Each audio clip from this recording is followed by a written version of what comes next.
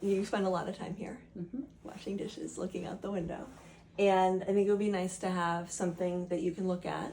You know, this view is lovely, and also wouldn't it be nice to have a tree there, like an ornamental tree, Yeah. or like a spring flowering, so like a dogwood or an eastern redbud, something like that, serviceberry, and you put it so it's far away enough so that it's not right crowded on the window or the side of the house or the shed. So like centering it or moving it back a little bit. And then a little bit of a mulched area around, and then eventually, or even now in the spring, you could expand the area and have nice flowers under there.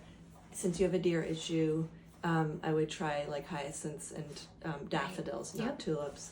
I don't know about bunnies. And then eventually other shade things. I don't know what the light is exactly here, but you can expand and expand over time underneath that tree that you're going to plant as you have time. But then you can just kind of like enjoy it, you know, as you're sitting here. Exactly. Or standing here. I love it.